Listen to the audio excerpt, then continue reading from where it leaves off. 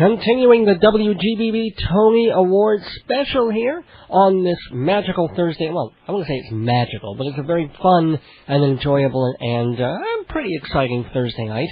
I have another critic guest on the phone with me, someone who has been in the biz, the writing and criticism biz, for 26 years, and you can currently hear her theater reviews on WMNR out in Monroe, Connecticut. That has a pretty wide reach, actually. Her name is Roz Friedman, or if you go by her byline, Rosalind Friedman. Either way, either name, we're very happy to have her here and get her picks for this year's Tony. Hi, Roz. Hi there, Dave. How you doing? Oh, wonderful. So, are you excited about the Tonys, or is this I really am every year. I think they're very challenging. It's terribly hard to vote. As a member of the Outer Critics Circle, we've just finished our awards, and it's difficult to make these decisions. I think it's been a good season. Okay. For straight plays and musicals, but mainly musicals this year, as it turns out. Yeah, apparently there's one particular musical you want to talk a lot about, so why don't we go to one of the categories you chose that you wanted to mention, which was Best Original Score, Music and or Lyrics Written for the Theater. And the nominees are Dirty Rotten Scoundrels, The Light in the Piazza, Monty Python's Spamalot, and the 25th Annual Putnam County Spelling Bee. Roz, what are your thoughts? Well, I like them all, and I thought they were all I think Dirty Rotten Scoundrels, perhaps the weakest of the group. Monty Python Spamalot, absolutely a party. And the score was lively. I have the CD here, and I've been listening to it, and it's very, very good. The 29th Annual Putnam County Spelling Bee, that William Finn score, is so original, but The Light in the Piazza won my heart. I just think it has everything. And Adam, I understand his name is pronounced Gittel. I always used to pronounce it Guttel, the way it's spelled. Yeah, but Richard Rogers' grandson, I think, has done an unbelievable job. It's just a beautiful, beautiful score. Yeah, people are going really on both sides of that one. It's sort of like, it's a love it or hate it show. I was bored. Really? And I did not really get into the score. I thought it sounded nice, but when you tried to listen for actual songs with beginnings, middles, and endings, it wasn't really anything I wanted to listen to. I wasn't really pulled along. I didn't fall asleep, but, I was very surprised. Well, it's interesting because this may be a male-female thing. I don't know. My husband wasn't as impressed with it as I was. And but although there was a gentleman sitting behind me, a young man, who said he loved it. But I just thought it was romantic, and it told the story, and there were some very good numbers in it.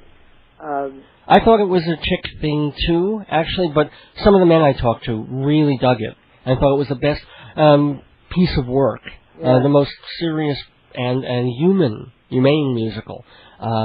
Wish I did, too. So let's get to some other categories, though, including, let's see, you wanted to mention something about Best Performance by a Leading Actress in a Musical? Well, of course, I loved the mother in this, whom I met the other night. And Victoria Clark in Light in the Piazza. Victoria Clark, and she just did a super job in developing the character, because she was multifaceted. She developed this character. She had a marriage that wasn't working.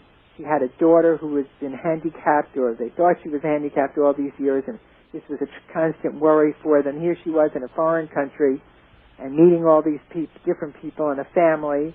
I thought the piece that she did with the father in this one dialogue that they had as they discussed the issue was one of the best scenes I've seen. So I just think she did a marvelous job. So would she get your vote? She would get my vote. Over, let's see, Christina Applegate for Sweet Charity, Erin Dilly for Chitty Chitty Bang Bang, Sutton Foster for Little Women. She would have been my choice. I have to admit that we can only vote for what we see, and I never got to see Little Women and Sutton Foster. She's a very talented actress. Yeah. I mean, to me... But I don't know if it depends upon being in a great show, but I think from what I have heard about the show and what I've heard of the score, I would say that The Light in the Piazza is a more challenging score. But anyway... and then also the other performer was Sherry Renee Scott for Dirty Rotten Scoundrels in that Sherry gave a wonderful performance. It's a clear performance. She did a very good job, but I just don't think that it measures up, not in her talent, but if you compare the parts, I think that Victoria had the bulk of the weight of the show on her.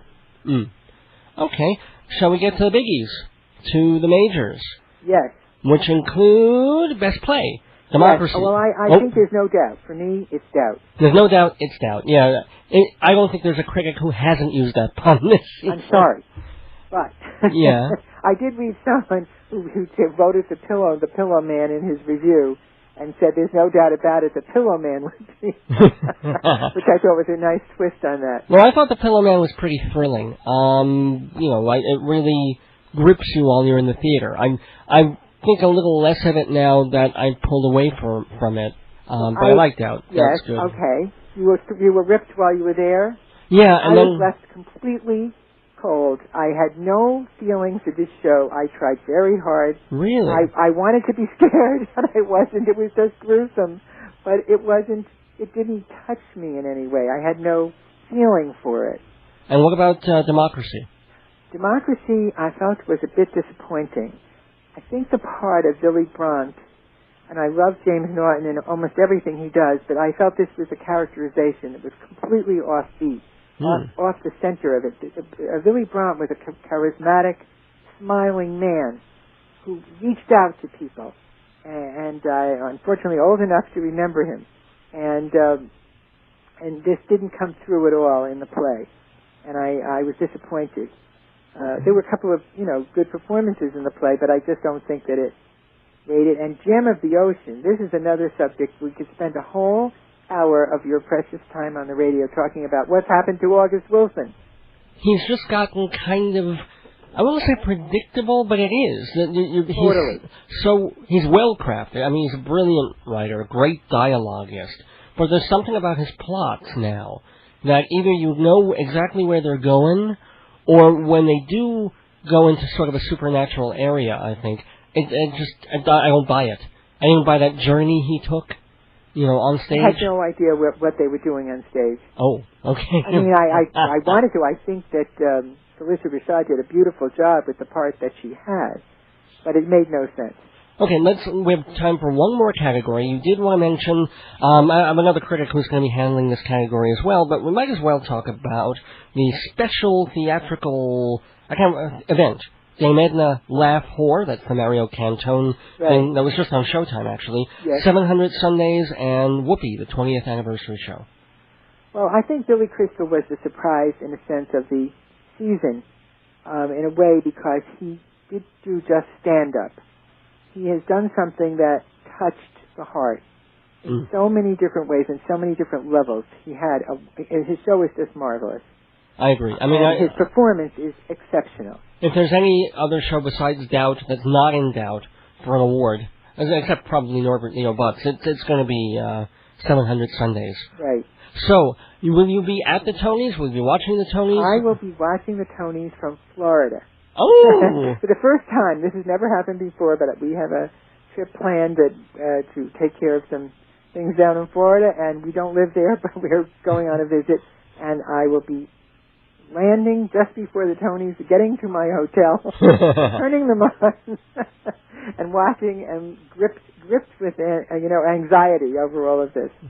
And just remind people that you are on, your theater reviews can be heard on WMNR out in Monroe, Connecticut, and people can pick that up where, like all along the eastern...